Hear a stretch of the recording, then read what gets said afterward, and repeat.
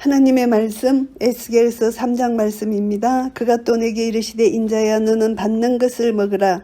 너는 이 두루마리를 먹고 가서 이스라엘 족속에게 고하라 하시기로 내가 입을 벌리니 그가 그 두루마리를 내게 먹이시며 내게 이르시되 인자야 내가 내게 주는 이 두루마리로 내 배에 넣으며 내 창자에 채우라 하시기에 내가 먹으니 그것이 내 입에서 달기가 꿀 같더라.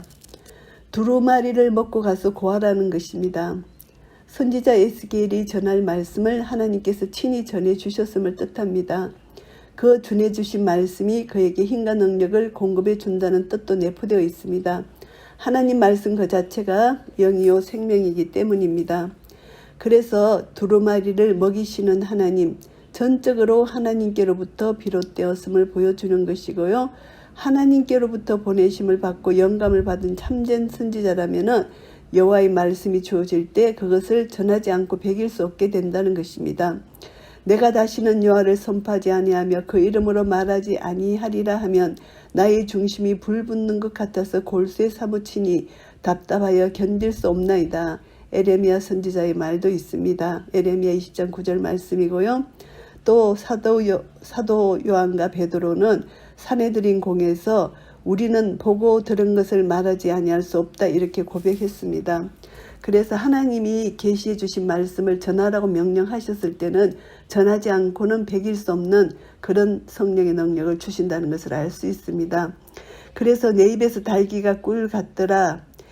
비록 두루마리에 기록된 메시지는 심판과 경고의 내용이지만 이 모든 가정은 궁극적으로 하나님의 선하시고 아름다운 뜻을 이루는 측면에서 볼 때 꿀처럼 달다는 그런 의미입니다. 하나님의 말씀이 성도 영혼의 힘과 기쁨을 공급해 주기 때문입니다.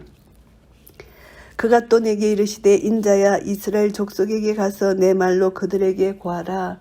이스라엘 족속에게 가라는 것입니다.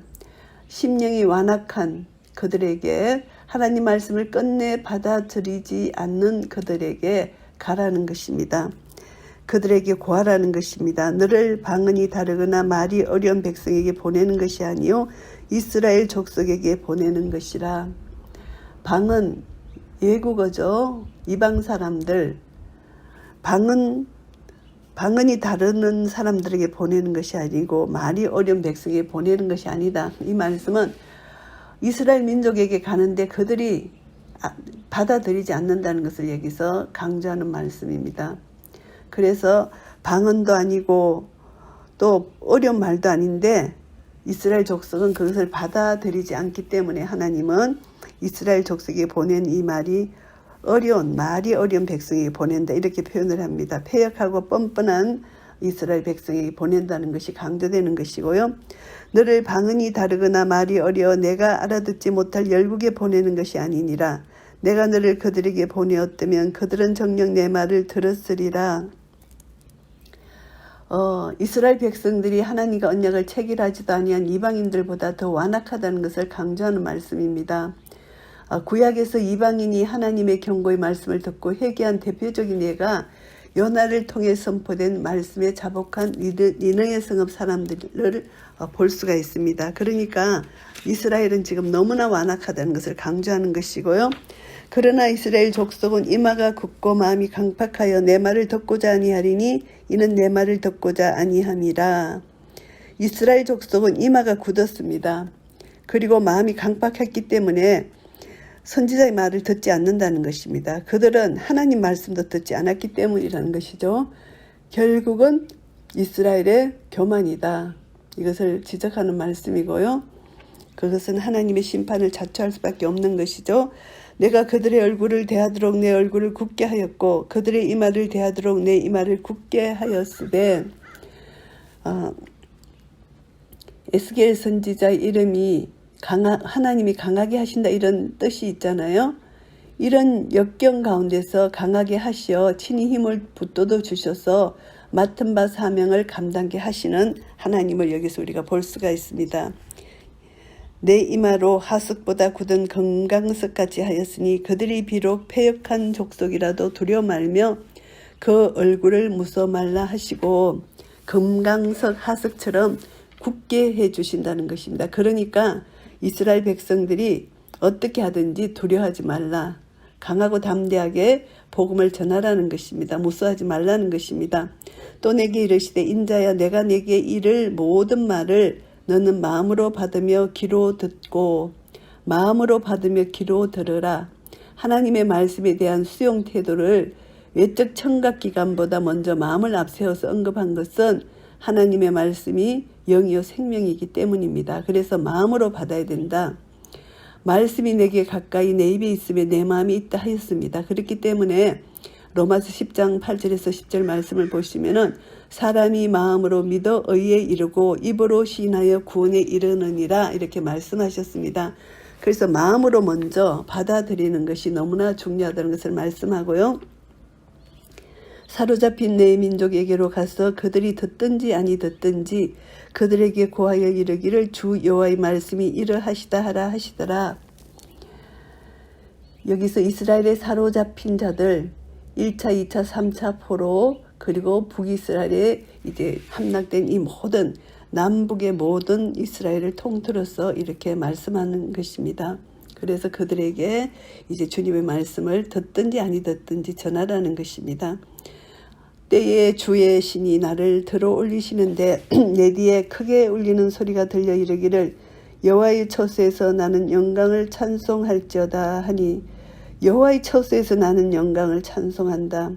주의 신이 에스겔을 들어 올려서 뒤에서 크게 울리는 소리가 들렸다는 것입니다.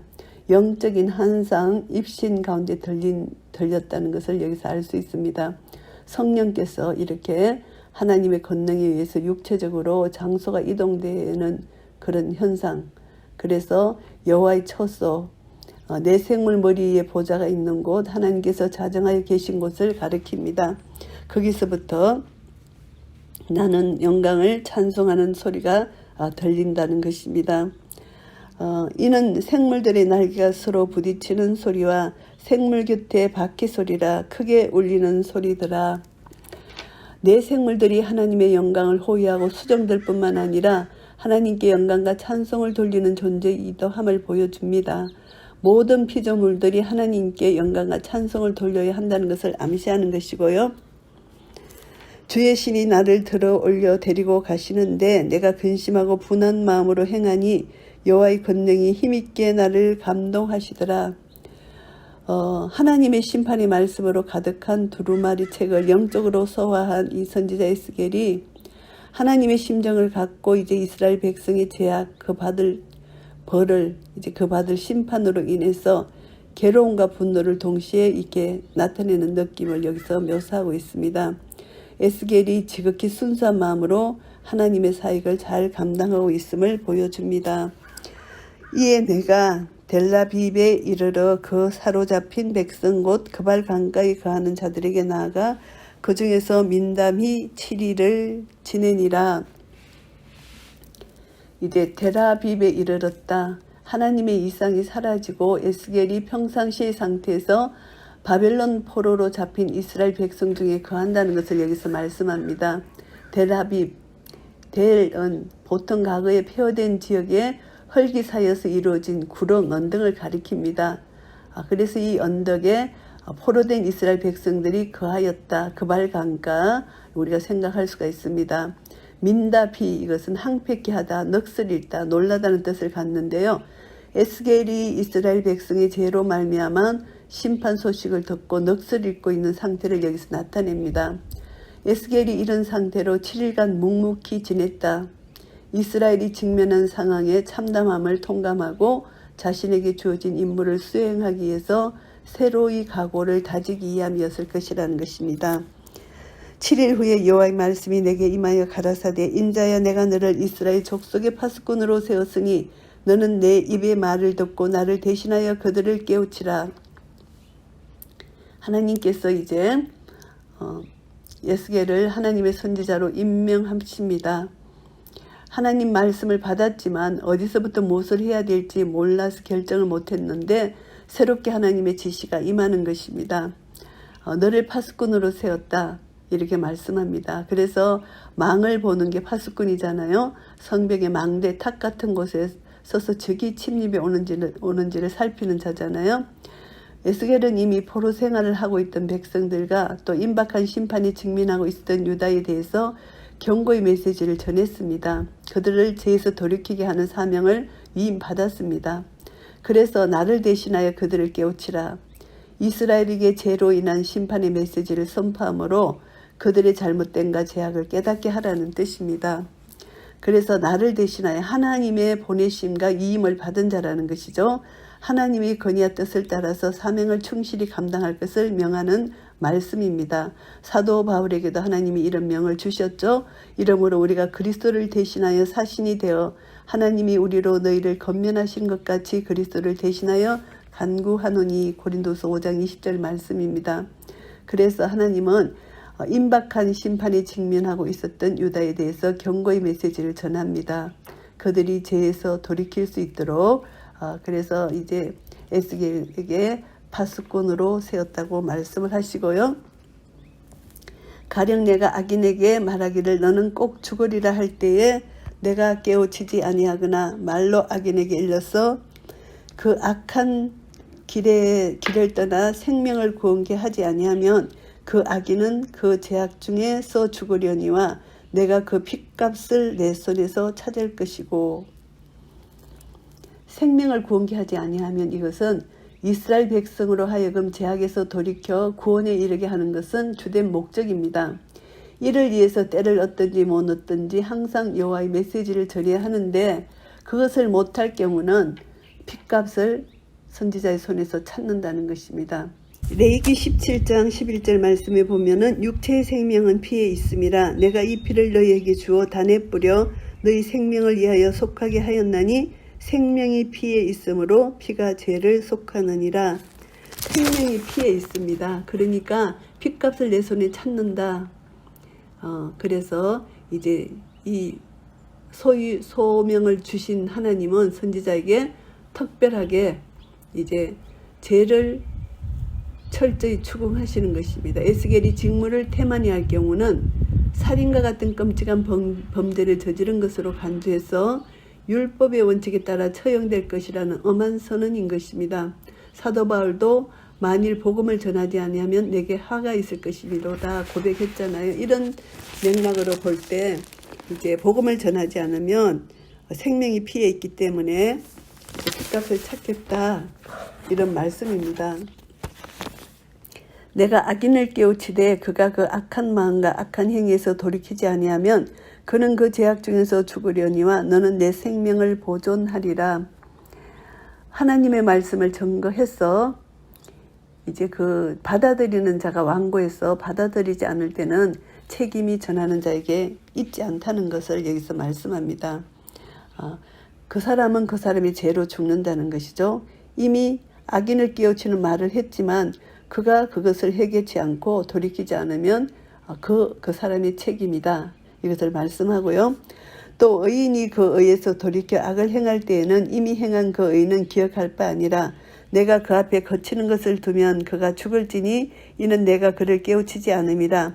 그가 그 죄 중에서 죽으려니와 그 핏값은 내가 내 손에서 찾으리라. 여기서 의인은 구약 율법과 계명을 지키는 일에 신실한 자를 여기서 가리킵니다. 구약적 율법 준수 차원에서 의인은 언제든지 또 악인의 모습으로 돌이킬 수 있다는 것입니다. 그러니까 거치는 것, 이것은 장애물, 넘어지는 것 이런 뜻이 있습니다. 언제든지 우상 숭배할 수 있다는 것, 이것을 말씀합니다.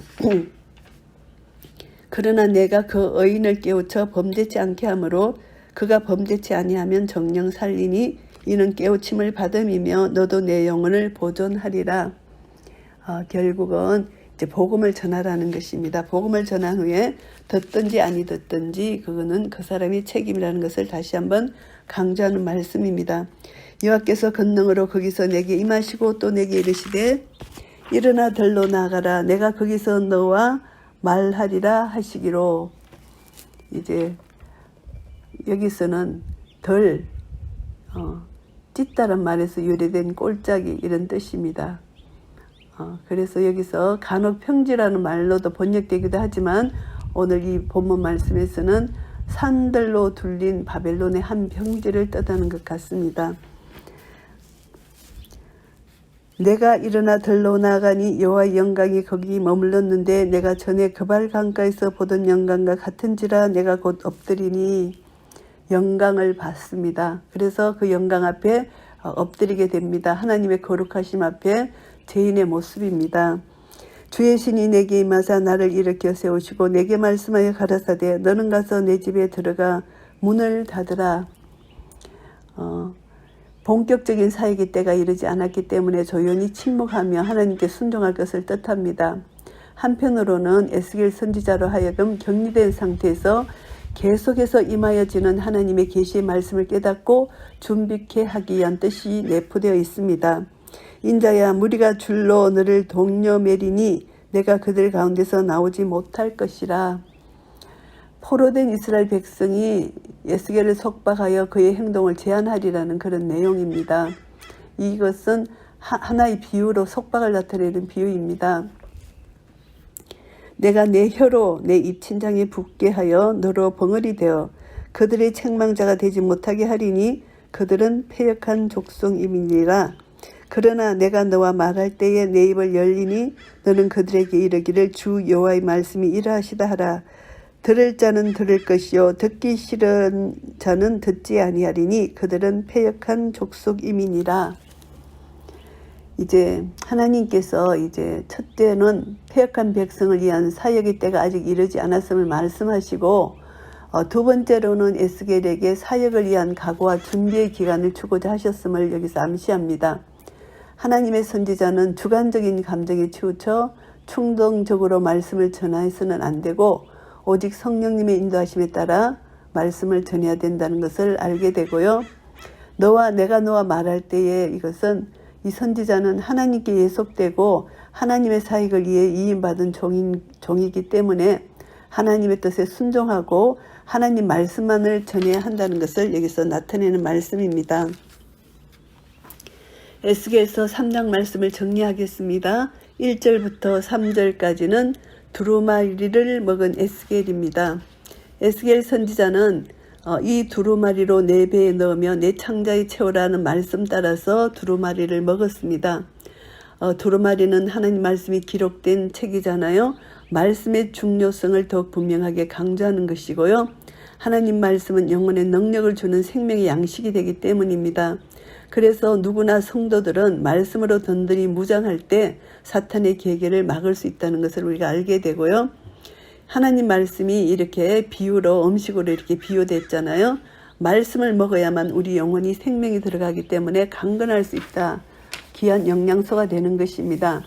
하나님 말씀은 하나님을 알고 하나님 뜻을 밝히 깨달을 수 있는 지식을 주기 때문입니다. 그래서 하나님 말씀 속에서 구원에 이르는 지혜를 얻게 되고 삶의 도리를 알게 되고 이 말씀이 영이요 생명이기 때문에 우리는 영이신 주님을 만나 교제하기 위해서는 이 말씀, 영이고 생명이신 이 말씀을 먹어야 됩니다. 내 살을 먹고 내 피를 마시는 자는 영생을 얻었고 이렇게 말씀해 주셨잖아요. 그래서 이 말씀의 중요성을 여기서 강조합니다. 하나님 형상대로 지원받은 존재, 영혼을 사모하는 마음이 있습니다. 이런 자들은.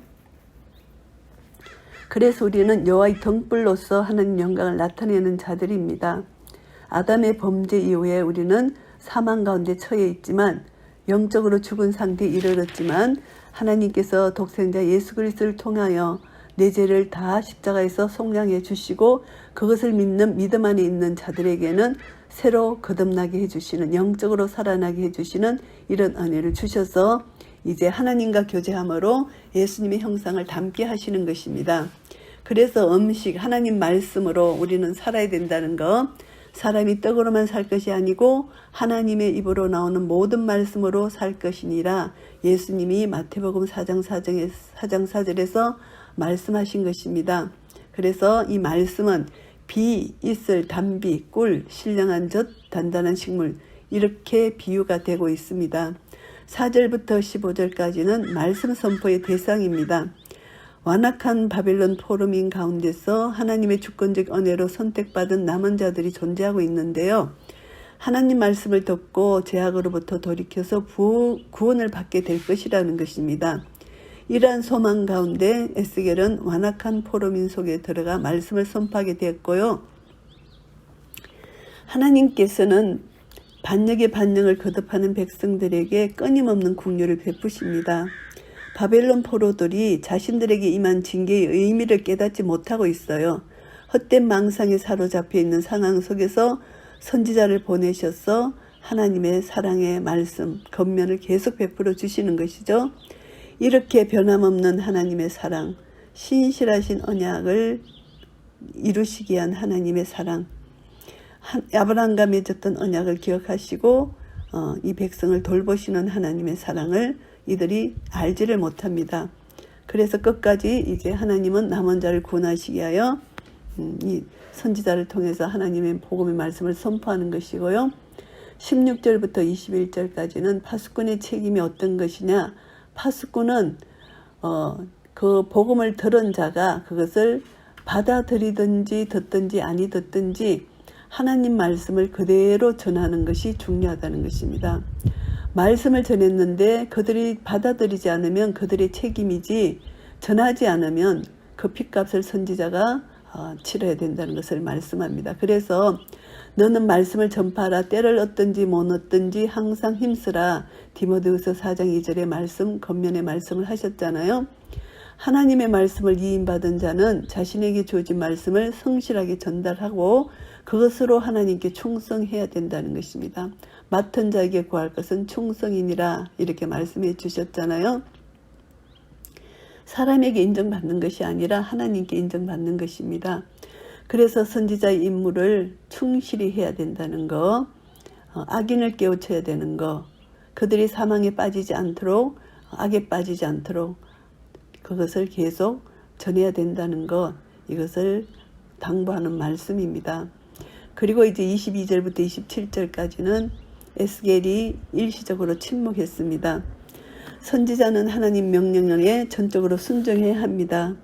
그래서 이제 준비된 에스겔에게 당분간 공적 사역을 수행하지 못하도록 명령하셨는데요. 그것은 이제 잠시 준비 기간이 필요하다는 것입니다. 하나님의 감동과 지시에 따라 사역을 해야 되는데 하나님 말씀을 맡은 자는 이제 순종이 중요하다. 그래서 말씀을 받은 자는 이제 하나님 은혜 안에 거해야 된다는 것입니다. 말씀을 전할 때 다른 사람들이 이 말씀을 받아들일 수 있도록 이렇게 이제 하나님 은혜 안에 거하는데 결국은 마음이 열린 자는 받아들이고 마음이 열리지 않는 자는 말씀을 거역할 것입니다. 그래서 예수님이 전가하셨을 때도 마찬가지잖아요. 그래서 그들의 마음의 밭에 준비가 되었나 안 되었나는 것입니다. 그렇지만 듣든지 아니 듣든지 말씀을 전가하는 것은 선지자의 책임이고요. 그래서 이제 하나님은 창세전부터 택한 백성들을 구원하시기 위하여 이제 그들이 이제 귀 있는 자는 들을지어다 이렇게 말씀해 주셨잖아요. 그래서 먼저 마음에 그들이 이제 할례를 받아야 됩니다. 마음에 강팍한 마음이 녹아지고 마음에서부터 먼저 하나님 말씀을 받아들일 때 그들의 귀가 열릴 수가 있는 것입니다. 말씀을 전파하는 사람은 언제나 성령의 음성에 민감하게 이제 말씀을 전해야 되고요. 그리고 또 준비된 사람이라 할지라도 자신의 의지대로 말씀을 선포하면 안 되는 것입니다. 그래서 한 걸음 한 걸음 하나님의 인도를 받아서 말씀을 전거해야 된다. 결국은 성령의 충만함을 힘입어서 성령님이 인도하심 따라 말씀을 전해야 되고 듣는 자도 마음이 먼저 강팍한 마음이 녹아지고 들을 게 있는 자 귀가 열려야 되고 마음이 열려야 된다는 것을 알게 됩니다. 그래서 우리는 오늘 이 말씀을 통해서 파수꾼의 사명을 이제 에스겔 선지자에게 맡기셨는데 하나님께서 하나님의 백성들을 얼마나 사랑하시면 끝까지 포로에 잡혀간 후에도 계속 하나님 말씀을 전가하여 남은 자들을 구원하시기 위한 하나님의 사랑의 마음을 우리가 볼 수가 있습니다. 그래서 선지자들에게 핏값을 묻겠다. 말씀을 전하라는 것입니다. 때를 얻든지 못 얻든지 그들이 듣든지 아니 듣든지 말씀을 반드시 전하라는 것입니다. 이것이 하나님이 주신 교회의 사명입니다. 그래서 말씀은 영이요 생명이기 때문에 말씀을 선포할 때, 말씀을 전할 때 이 말씀이 영이요 생명으로 죽은 영혼이 살아나는 놀라운 복음의 역사가 나타난다는 것을 알게 됩니다. 그래서 이런 은혜를 우리에게 주셨으니 아직도 믿지 않는 자에게 이런 은혜가 증거될 때 하나님 나라가 확장되며 죽어가는 영혼이 살아나는 구원의 역사가 일어날 것입니다.